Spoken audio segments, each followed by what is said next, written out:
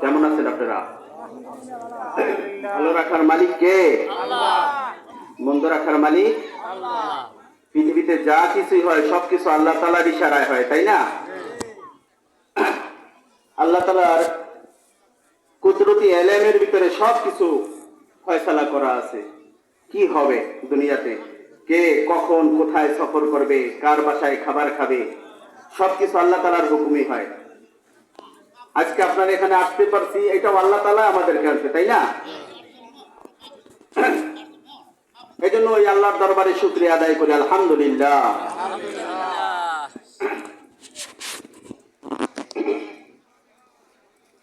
আলহামদুলিল্লাহ আলহামদুলিল্লাহিল্লাযী জাআলা আশ-শামসা ওয়াল Camara বিহুসবান one Nazma ওয়াশ-শাজারা ইয়াসজুদান ওয়া ফাদ্দালা জামানান আলা জামান কামা ফাদ্দালা মাকানান আলা মাকান وإنسانا على إنسان ونشهد أن لا إله إلا الله وحده لا شريك له ونشهد أن سيدنا وسندنا وحبيبنا وطبيبنا وطبيب ربنا وطبيب قلوبنا ومولانا محمدا عبده ورسوله أرسله بالحق بشيرا ونذيرا وداعيا إلى الله بإذنه وسراجا منيرا فقد قال الله تعالى في كلامه المجيد وفرقان الحميد أعوذ بالله من الشيطان الرجيم بسم الله الرحمن الرحيم الذي خلق الموت والحياة ليبلوكم أيكم أحسن عملا وهو العزيز الغفور أو كما قال عليه الصلاة والسلام من أحب سنتي فقد أحبني ومن أحبني كان معي في الجنة قالوا سبحانك لا علم لنا إلا ما علمتنا إنك أنت العليم الحكيم قال رب اشرح لي صدري ويسر لي أمري واحلل عقدة من لساني يفقه قولي وبك نستعين يا مستعان اللهم صل على محمد وعلى آل محمد كما صليت على إبراهيم وعلى آل إبراهيم إنك حميد مجيد اللهم بارك على محمد وعلى آل محمد كما باركت على إبراهيم وعلى آل إبراهيم إنك حميد مجيد एक ज़माना सोहबते बा औलिया बेहतर सद सालत अदबेरिया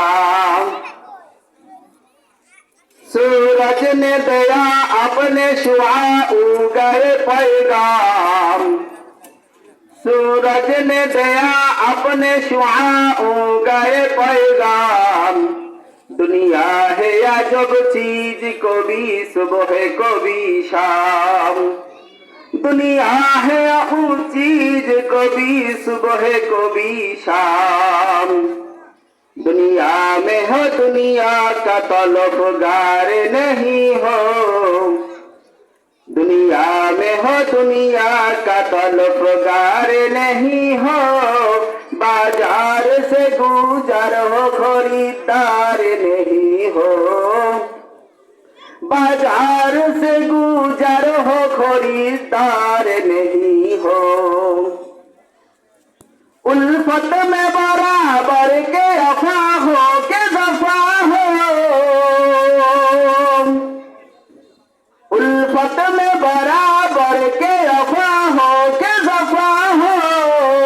हर चीज में लज्जत है अगर दिल में मजा हो, हर चीज में लज्जत है अगर दिल में मजा हो। एक चश्मे ज़दन गाफिला ज़ा शाहे नबाशी, एक चश्मे ज़दन गाफिला ज़ा शाहे नबाशी। शायद के निकाहे गुनादागा नबाशी, शायद के निकाहे गुनादागा नबाशी। उल्फत में बराबर के अफा हो के ज़फा हो, उल्फत में बराबर के अफा हो के ज़फा हो। हर चीज में लज्जत है अगर दिल में मजा हो, हर चीज में लज्जत है अगर दिल में मजा हो। अल्हम्दुलिल्लाह, আল্লাহ তাআলা দুনিয়ার সমস্ত কাজ থেকে ফারিক করে আমাদেরকে পৃথিবীর ভিতরে কোরআন হাদিসের আলোচনার মজমাকে আল্লাহ তাআলা জান্নাতের বাগান বলেছে। এখন আমরা যারা এই মাহফিলের প্যান্ডেলে বসে আছি, জান্নাতের ফেরেশতারা আমাদেরকে দেখতেছে যে আকাশের ভিতরে যেভাবে তারকাগুলো জলমল করতে আছে, জমিনের ভিতরে এরকম আমাদেরকে তারা দেখতেছে যে তারকার মতো জলমল করতেছে। সুবহানাল্লাহ। এই যে সুবহানাল্লাহ বললাম, এর দ্বারা আমার কি ফায়দা হইল? যে আল্লাহ তাআলা আমার জান্নাতের ভিতরে একটা ফল গাছ রোপণ করে দিয়েছেন। এই ফল গাছটা কত বড় হবে যে আরবের তেজি ঘোড়া দিয়ে যদি 500 বছর কেউ দৌড়ায় তাহলে এই ফল গাছের ছায়া অতিক্রম করতে পারবে না। সুবহানাল্লাহ। আর যারা মাহফিলের বাহিরে ঘুরতেছে তারা কি এই নিয়ামতের অন্তর্ভুক্ত হয়েছে বলেন? আজকে আমি জান্নাতের ভিতরে ফ্ল্যাট বিক্রি করব, কারণ আমি মুসাফির। মুসাফিরের দোয়া আল্লাহ কবুল করেন, ঠিক কিনা বলেন? পৃথিবীতে যত মানুষের দোয়া আল্লাহ কবুল করবেন এর ভিতরে একজন আছে মুসাফির। আমি সফর করে আপনাদের এলাকায় আসছি, আমি মুসাফির না বলেন? মুসাফিরের দোয়াকে আল্লাহ কবুল করেন। এই জন্য যেই ব্যক্তি মাহফিলের প্যান্ডেলে আইসা বসবেন সেই আমাদের এই দোয়ার অন্তর্ভুক্ত হয়ে যাবে, ঠিক কিনা বলেন? আর বসবে কিভাবে? আল্লাহ তাআলা তো বলছি, বান্দা জন্ম থেকে তোমার মৃত্যু পর্যন্ত তোমার পিছনে আমি 2টা করে শয়তান লাগাই রাখছি। কয়টা শয়তান? প্রতিটা মানুষের পিছনে 2টা শয়তান আছে। একজনে একটা ভালো একটা খারাপ, একজনে কয় চল, আরেকজনে কয় নারা একটু পরে যাই, প্রধান অতিথি উঠুক, ওনার বয়ান শুনবো, বিশেষ অতিথির বয়ান কি শুনবো, এই কুমন্ত্রণা আমার দিলের মধ্যে দিতে থাকে। এই জন্যই তো আল্লাহ তাআলা জানাইয়া দিয়েছেন, কোরআন শরীফের ভিতরে আল্লাহ আখিরি নবীর উম্মতকে জানাইছেন, বিসমিল্লাহির রহমানির রহিম, আলাম আহাদ ইলাইকুম ইয়া বানি আদম আল্লা তা'বুদুশ শাইতান ইন্নাহু লাকুম আদুউম মুবিন ওয়া নি'বুদুনি হাযা সিরাতুম মুস্তাকিম। যে হে আখিরি নবীর উম্মতেরা, তোমরা হে আদম সন্তান, তোমরা শয়তানের কুমন্ত্রণায় পড়িও না, শয়তান তোমাদের প্রকাশ্য শত্রু। ইহদিনাস সিরাতাল মুস্তাকিমের পথে চলো, যে পথে চললে তুমি দুনিয়াতেও কামিয়াবি হবা, আখিরাতেও কামিয়াবি। আমাদের আসল বাড়ি কোথায় বলেন? আমাদের আসল বাড়ি জান্নাত। দুনিয়াও ক্ষণস্থায়ী, কবরও ক্ষণস্থায়ী, হাসরের ময়দানও ক্ষণস্থায়ী। আমাদের আসল বাড়ি হবে জান্নাতে। এই জন্য খুশি না বেজার? পৃথিবীর ভিতরে আল্লাহ অগণিত নবী রাসূল পাঠাইছেন, 104 খানা কিতাব আল্লাহ দুনিয়ার ভিতরে পাঠাইছেন। সর্বশ্রেষ্ঠ কিতাব হইল কোরআন। আর এই কোরআনের অ্যাড্রেস আল্লাহ তাআলা 104 খানা কিতাবের ভিতরে দিয়েছেন। অন্য নবীর উম্মতরা খালি শুনত পৃথিবীতে কোরআন নামে একটা কিতাব অবতীর্ণ হবে, শ্রেষ্ঠ কিতাব, আর তার নবী হবে আখিরি পয়গম্বর মুহাম্মদ রাসূলুল্লাহ সাল্লাল্লাহু আলাইহি ওয়াসাল্লাম।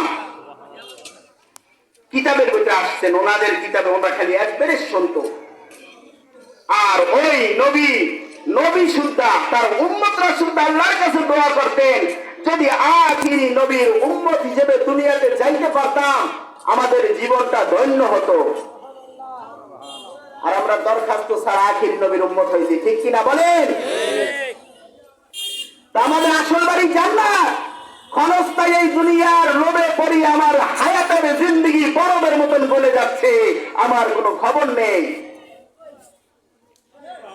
আল্লাহু আকবার। সকাল থেকে শুরু করে সন্ধ্যা পর্যন্ত আমি মেহনত করি দুনিয়ার 60 থেকে 70 বছরের জিন্দেগিকে সুখে শান্তিতে রাখার জন্য। কিন্তু বন্ধু, এই দুনিয়ার পরে এমন একটা জিন্দেগি আছে, কবরের জিন্দেগি, বলেন ঠিক কিনা? ফজরের নামাজ আমি পড়লাম না, ইসকা জোহর পড়লাম না, আসর পড়লাম না। ও দোস্ত, যে মাওলায় আমারে আখিরি নবীর উম্মত বানাইছে, সেই মাওলার কুদরতি পায় আমি কিভাবে সেজদা দিয়া না দিয়া পারলাম? ঘুমাইছি রাত্রে, অর্ধ মৃত্যু ঘুম। আর সকালবেলা আমারে আবার একটা নতুন সকাল দেখাইছেন, একটা দিন আমাকে দিয়েছেন। তারপরে ফজরের নামাজটা আমি পড়লাম না।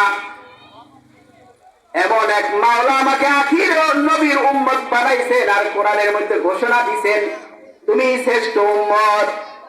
ওয়াজাহিদু ফিল্লাহি হাক্কা জিহাদিহি ওয়া তাবাকুম ওয়া মা জাআলাইকুম ফিদ-দীনি মিন হারাজ মিল্লাতা আবিকুম ইব্রাহিম হুয়া সাম্মাকুমুল মুসলিমিন।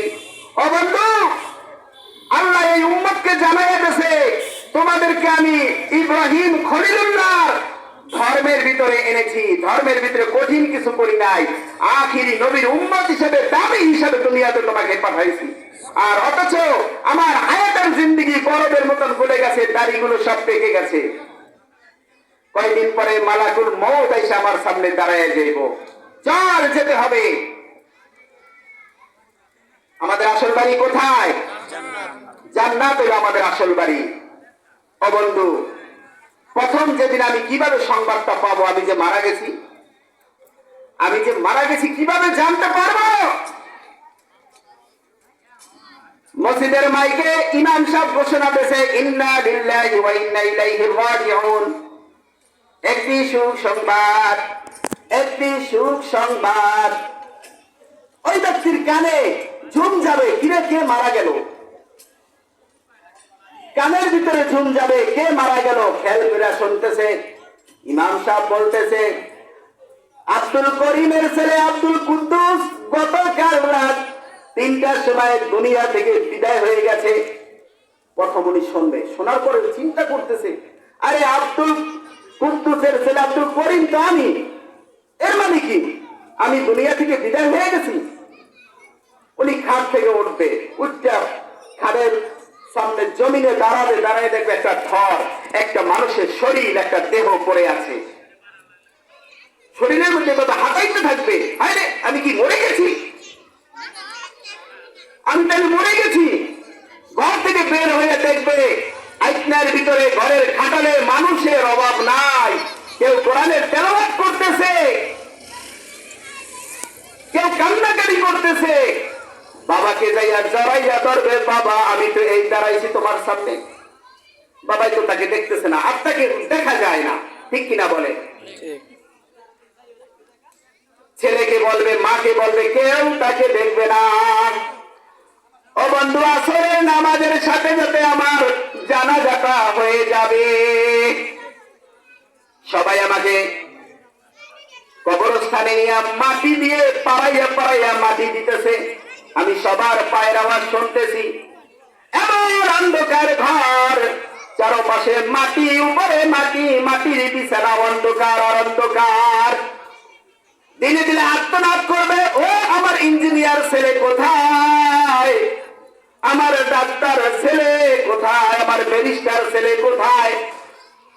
ও সোনামণিরা, তোমাদেরকে লেখাপড়া করাইতে যাইয়া দুনিয়ায় এমন ব্যস্ত হয়েছি, ফজর পড়ি নাই, মাগরিব পড়ি নাই, এশা পড়ি নাই, জোহর পড়ি নাই। ও বাবা, আমার এই গহীন কবরে তোমরা রেখে কোলায় যাইতেছো। সবাই এক পা করে কবর থেকে বের হইতেছে, যাইতেছে। কবরস্থানে শুয়া এই ব্যক্তি মানুষের পায়ের আওয়াজ শুনতে পাইতেছে। সবাই চলে গেছে, আওয়াজ বন্ধ, অনেক দূরে গেছে। কবরের ভিতরে দুইজন লোক আইসা পড়ছে, ফেরেশতা, মুনকার নেকির ফেরেশতা, অন্ধ বধির, চোখে দেখে না, কানে শোনে না, কোনো কথা নাই। আইসাই বলতেছে, মার রব্বুকা, তোর রব কে ছিল? রব অথচ জিন্দেগিটা শেষ করে ফেলাইলাম। আল্লাহ, সে যদি বলে আমার রব তো আল্লাহ, ফেরেশতা বলবে আমরা বুঝতে পেরেছি তুমি উত্তর দিতে পারবে। মান দিনুকা, তোর দিন কি ছিল? মুদ্দার ব্যক্তি বলবে আমার দিন তো ইসলাম। আমাদের নবী মুহাম্মদ রাসূলুল্লাহ সাল্লাল্লাহু আলাইহি সাল্লামকে সামনে ডেকে চেহারাটা দেখাইবে, একে চেনুনি, তোমার কাছে পাঠানো হয়েছিল। দেখাই বলবে তো আমাদের নবী মুহাম্মদ রাসূলুল্লাহ সাল্লাল্লাহু আলাইহি ওয়াসাল্লাম। আসমান থেকে ঘোষণা হয়ে যায়, আমার বন্ধু 13টা প্রশ্নের জবাব দিয়ে দিছে। প্রথম প্রশ্নের জবাব দেওয়ার কারণে আমার বন্ধুকে জান্নাতের পোশাক পরাইয়া দাও। এই যে সুবহানাল্লাহ বলছেন, এটাই আমরা আমলনামায় থাকবে। আল্লাহ তাআলার নাম ডাকলেই ডাক। একবার সুবহানাল্লাহ বলছেন, আসমান আর জমিনের ফাঁকা জায়গা আল্লাহ নেকি দিয়ে ভরে দিবেন। সুবহানাল্লাহ। সুলাইমান আলাইহিস সালাম তখতে সুলাইমানি লইয়া যাইতেছে, আর এক ব্যক্তি চাষাবাদ করতেছে, ওনার তখতে সুলাইমানি, ওনার রাজত্ব দেখে বইরা ফলাইছে। সুবহানাল্লাহ, আল্লাহ তাআলা বাদশা সুলাইমানকে কত বড় রাজত্ব দান করেছেন। তখতে সুলাইমানি থেমে গেছে, চলতে পারতেছে না। কত বড় তখতে সুলাইমানি? 3,10,000 চেয়ার ছিল তখতে সুলাইমানির ভিতরে। ওই ময়দানটা কত বড়, যানবাহনটা কত বড়। আল্লাহ তাআলা এমন এক বাদশাহী দান করেছেন সুলাইমান পয়গম্বরকে, তার মন্ত্রী সভা নিয়ে সফর করতে এই তখতে সুলাইমানির ভিতরে এত বড় বিশাল, চলতে পারতেছে না। তখতে সুলাইমানির বলতেছে আমারে নিচে নামাও। যে বলতেছে চাষি ভাই, আমার রাজত্ব তুমি নিয়ে যাও, তোমার সুবহানাল্লাহর নেকি আমাকে দান করো। বুঝে আসছে ভাই দোস্ত? কবরে ফেরেশতারা আমাকে জান্নাতের পোশাক পরাইয়া দিল। আল্লাহ তাআলা ঘোষণা দেবেন, জান্নাতের খাট পালঙ্ক বিছাইয়া দাও। জান্নাতের খাট পালঙ্ক বিছাই দিছে। জান্নাতের সাথে কবরের সাথে রাস্তা তৈরি করে দাও। ও বান্দা, নিচের দিকে তাকাও। ঘোষণা হবে, বান্দা নিচের দিকে তাকাবেন, দেখবেন জাহান্নামের দরজা খুলে গেছে, জাহান্নামের আগুন ফুলকি উঠতেছে, জাহান্নামের সাপ বিচ্ছু উঁকি ঝুঁকি মারতেছে। বান্দা ভয় পেয়ে গেছে। আল্লাহ তাআলা বলতেছে ভয় নাই, উপরে তাকাও। উপরে তাকাইয়া দেখে জান্নাতের হুর গেলমানরা হাসাহাসি করতেছে আর বলতেছে আহলান সাহলান মারহাবা তাইবান, দুনিয়ার স্বামী তোমার কোনো ভয় নেই। ওয়া হুরুন ইন কামসালিল লুবলিল মাকনুন জাযাআম বিমা কানু ইয়ামালুন। ও মিয়া, দুনিয়ার জিন্দেগিতে পাগল হয়ে গেছি একটা মাইকা হুরের জন্য। সকাল থেকে সন্ধ্যা পর্যন্ত মেহনত করেও তার দিন সন্তুষ্ট করতে পারি নাই। বসরার গলি দিয়া মালিক বিন দিনার রহমাতুল্লাহ আলাইহি একজন পাগল, ছালার চট পড়া শরীরে একজন পাগল বসরার গলি দিয়া, বাগদাদের বসরার গলি দিয়া হাইটে যাইতেছে। রাস্তায় পাগল থাকে না, হাইটে যাইতেছে। এখন দেখতেছে রাস্তা পরিষ্কার করতেছে, কিরে রাস্তা পরিষ্কার করে, পাগল ধাক্কাইতে রাস্তার এক কিনারে নিয়ে গেছে। ভাই এদিকে খেয়াল করি ভাই, পিছনে তাকাইলে কথা বলতে মজা লাগতেছে না। পাগলের জিজ্ঞাসা করতেছে কি হয়েছে, আজকে যে রাস্তা পরিষ্কার করা হইতেছে, কয় এই এলাকার সবচেয়ে ধনী সবচেয়ে বড় ব্যবসায়ী একজন লোক, ওনার প্রধান দাসী সফরে বের হয়েছে। প্রধান দাসী সফরে বের হয়েছে, তাই নাকি? পাগলে রাস্তার কিনারে দাঁড়াইয়া, উঁচা জায়গার ভিতরে দাঁড়াইয়া দেখতেছে। দেখা যখনই উটের ভিতরে, হাতির ভিতরে সিংহাসন করা, ওই সিংহাসনের মধ্যে ওই দাসী বসা, ৫,০০০ দাসীর সরদারনি তিনি, ৫,০০০ দাসী। পাগলাই করছে কি, দৌড়াইয়া যাইয়াই সামনে দাঁড়াইছে। পাগল শরীরে ছালার চট পড়া, জীর্ণ শীর্ণ, শরীর থেকে গন্ধ আসে। রাস্তার পাগল, থামো! কিছু সেনাবাহিনীর দল দৌড়াই আসছে, পাহারা দাঁড়াই বলতেছে, পাগল কি হয়েছে? আমি একটু ওই দাসীর লগে ১ মিনিট কথা বলবো। দাসীর সাথে কথা বলবি? তুই একটা রাস্তার পাগল? হ্যাঁ, আমি ওই দাসীর সাথে একটু কথা বলবো। কি কথা? আমি এই দাসীটারে ক্রয় করতে চাই, কিনতে চাই। এই দাসীর মালিক কি এই দাসীটাকে বিক্রি করবে আমার কাছে? তাহলে আমি কিনবো। এখন ওই দাসী ডাক দিয়ে সৈনিক রেখে দিল, কি হয়েছে? পাগলে কি কয়? পাগলে বলতেছে আপনারে সে ক্রয় করবে, কিনবে। আপনার মালিক আপনাকে বিক্রি করবে কিনা সে জানতে চাইতেছে। এই পাগলে আবার কিনবে? আমি এত বড় আলিশান এক সুন্দরী দাসী, এই পাগল আমাকে কিভাবে কিনবে? আচ্ছা, পাগলে নিয়ে নাও। পাগলে বলতেছে, পাগল তুমি তো আমারে কিনতে চাও, তাহলে আমার মালিকের সাথে কথা বলতে হবে। আমার তো আমি বিক্রি করতে পারবো না, আমার তো একটা মালিক আছে। ওই সেফাইদার বলছে, তোমরা পাগলকে নিয়ে নাও। বাদশার দরবারে গেছে, ওই ব্যবসায়ীর দরবারে যাইয়া বলতেছে, বাদশাহ হুজুর, এই যে পাগলটা সে আমাকে কিনতে চায়, আপনি জিজ্ঞাসা করেন সে আমার কি মূল্য দিয়া কিনবে, তার কাছে কি সম্পদ আছে। পাগলে ডাক দিয়ে জিজ্ঞাসা করতেছে, পাগল আমার এই সুন্দরী, সবচেয়ে সুন্দরী দাসীটারে তুমি ক্রয় করতে চাও, কি মূল্য দেবা? তাই আপনার এই দাসীর মূল্য আমার কাছে ছুঁড়ে ফেলে দেওয়া 2টি খেজুরের দানা। সুবহানাল্লাহ কইবেন না? এত বড় আলিশান দাসী, ৫,০০০ দাসীর সরদারনি, তার দাম 2টা খেজুরের দানা। তুমি এই দানা, এই খেজুরের দানা, এই দাম নির্ধারণ কেন করলা? আপনার দাসীর অনেক দোষ আছে ভিতরে। আমার দাসীর কি দোষ আছে? আপনার দাসী প্রসাব করে, পায়খানা করে, হায়েস হয়, নেফাজ হয়, মুখ দিয়ে থুতু থেকে গন্ধ আসে, নাক পরিষ্কার না করলে নাকে ময়লা বের হয়, চুল পরিষ্কার না করলে চুলের ভিতরে উকুন পয়দা হয়। তারপরে আপনি যখন বিক্রি করে ফেলাইবেন, আপনারা আর ভালোবাসবে না, যে কিনে নিয়ে যাইব তাকে ভালোবাসবে না। এই দোষ তো সব মহিলা ভিতরে আছে, তাই না? মহিলা পুরুষ না, পাগল তুমি তো ঠিকই বলেছ।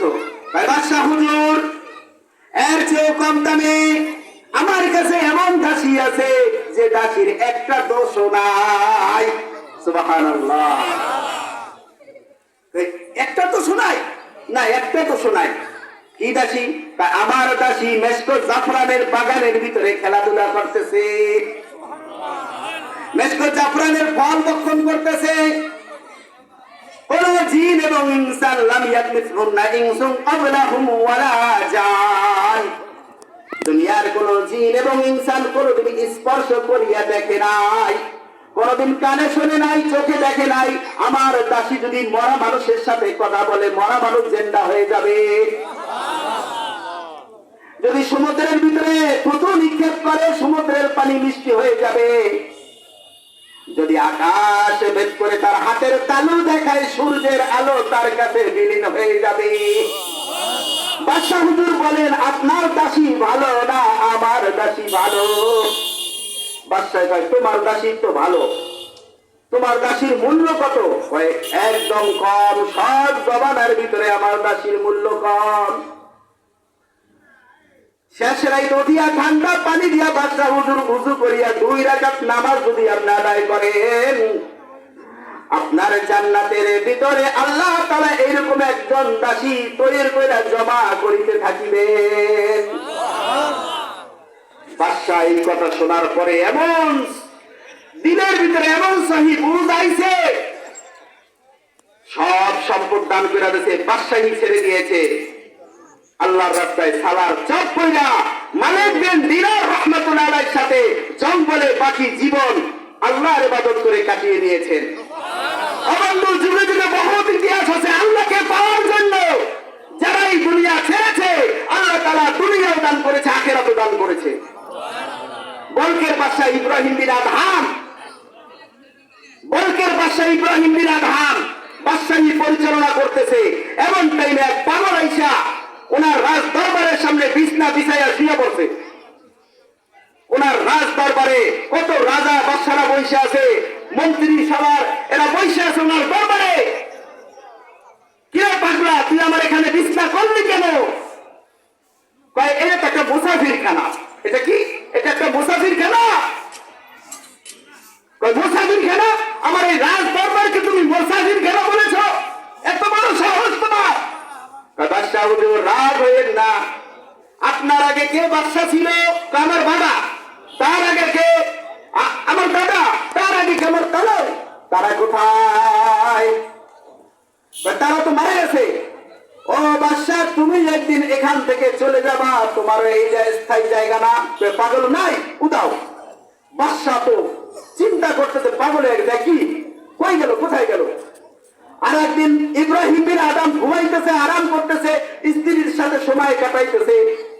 এমন টাইমে দেখে পায়ে জোতার আওয়াজ আইতেছে, ওনার আলিশান মহলের ভিতরে জোতার আওয়াজ। বাদশা বের হয়ে গেছে, কি ব্যাপার? আমার এই একান্ত একাকী বাসভবনের ভিতরে এত পাহারাদার থাকতে কে আসলো? যে দেখে এক পাগল, ভিন্ন ছিন্ন শরীর, সারার চট পড়া হাঁটতেছে রাজপ্রাসাদের ভিতরে। কে ভাই তুমি এখানে? আমি এখানে, আমার একটা উট হারিয়ে গেছে। কি হারাইছে? কথা বোঝেননি আপনারা? উট হারিয়ে গেছে। উট হারাইছে, তুমি উট খুঁজবা জঙ্গলে? তুমি আমার রাজপ্রাসাদের উপরে আইসা উট খুঁজতেছ? বাদশাহ হুজুর, আমি যেরকম আপনার রাজপ্রাসাদে উট পাবো না, আপনি ওই রাজপ্রাসাদে শুইয়া আল্লাহরে পাইবেন না। আমাদের আসল ঠিকানা কোথায়? আখিরাত। ও বন্ধু, 4 দিন পরে নখ বসে যাবে।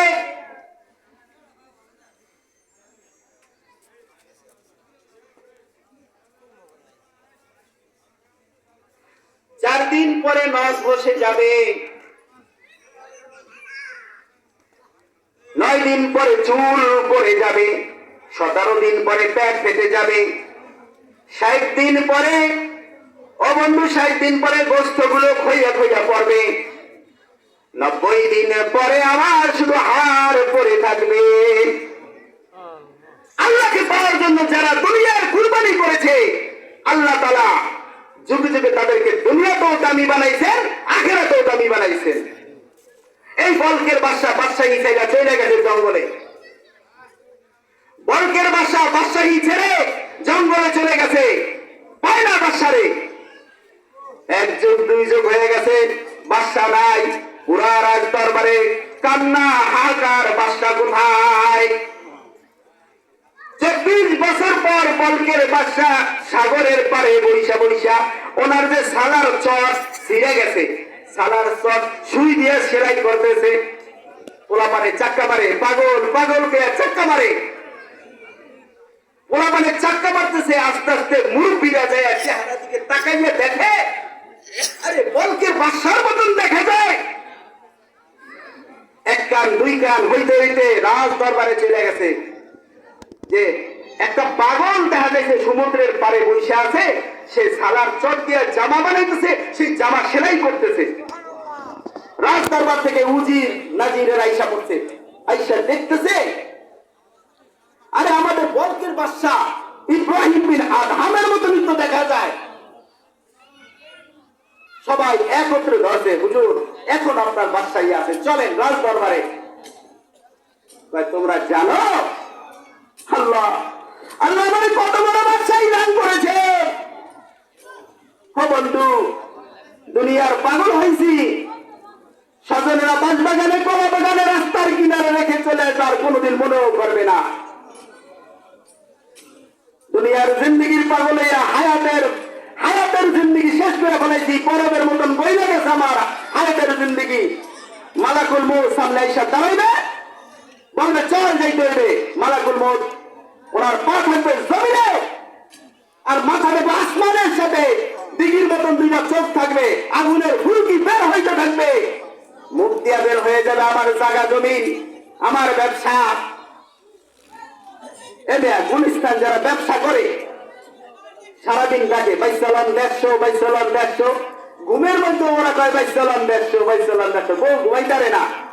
বাসের হেল্পার যাত্রাবাড়ি ঘুমের ভিতরে চায় যাত্রাবাড়ি ওর দিনের মধ্যে ফিটিং হয়ে গেছে যাত্রাবাড়ি 22,100। আর আমার দিলের মধ্যে যদি আমি ফিট করতে পারি আমার মাওলা রে, মালাকুল মউত সামনে এসে দাঁড়াইবে, আমার মুখ দিয়ে কি বের হবে বলেন? লা ইলাহা ইল্লাল্লাহু মুহাম্মাদুর রাসূলুল্লাহ। ঠিক কি না বলেন? আমাদের আসল বাড়ি কোথায়? আমাদের আসল বাড়ি জান্নাত। ইন্না জান্নাতুল ইয়াওমা ফি শুমুলিন ফাকিহুন হুম ওয়া আজওয়াজুহুম ফি দিলালিন আলাল আরাইকি মুত্তাকিউন। ওই দিন যেদিন মাথার উপরে সূর্য থাকবে, হাসরের ময়দানে লোকজনগুলো একত্রিত হয়ে যাবে। আল্লাহ তাআলা বলবেন পৃথক হয়ে যাও, দুইটা দল হয়ে যাবে। ওই দিন এক শ্রেণীর লোক জান্নাতের আরশের নিচে ছায়া পাইবেন, জান্নাতের নাজ নিয়ামত ভোগ করবেন, জান্নাতের হুর গিলমানেরা একবার নাচ গান পেশ করবেন, 40 বছর পর্যন্ত শুধু তাকাইয়া থাকবে।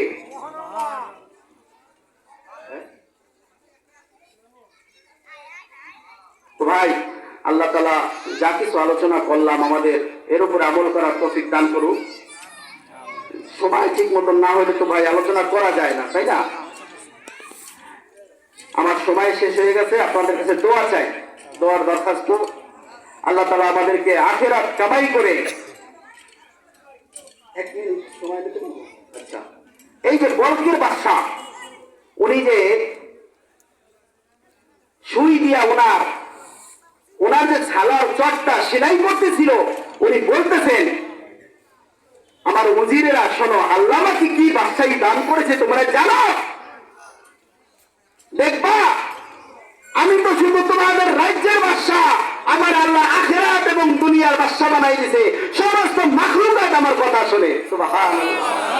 হাতের সেই জং পড়া সুই ধরে সমুদ্রের মধ্যে নিক্ষেপ করে ফালিয়ে দিছে। সমুদ্রের মাছেরা আমার সুইটা নিয়ে আস।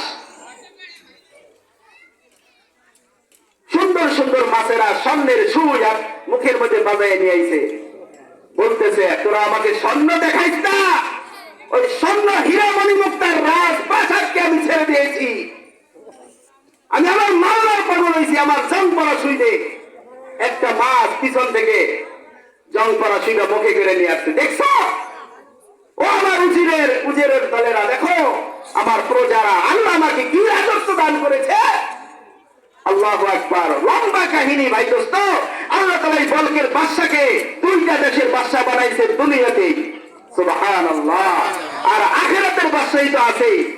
এই জন্য বন্ধু, মরার আগে সামানা তৈরি করে ওই অন্ধকার কবরে আমার যেতে হবে। মাটির ঘর ওইটাই আসল জিন্দেগি। 40,000 বছর কবরে থাকবো আমি। কয় বছর? 40,000 বছর। স্বজনেরা কবরের সামনে দিয়ে আমার হেঁটে যাবে, তো তালাশ লইব না আমার। এই জন্য বন্ধু, আখিরাতের সামেনা বানার চেষ্টা করব। দুনিয়ার সম্পদ আমার দুনিয়াতেই থেকে যাবে। ওমা আলাইনা ইল্লাল বালাগ। আসসালামু আলাইকুম ওয়া রাহমাতুল্লাহি ওয়া বারাকাতুহু।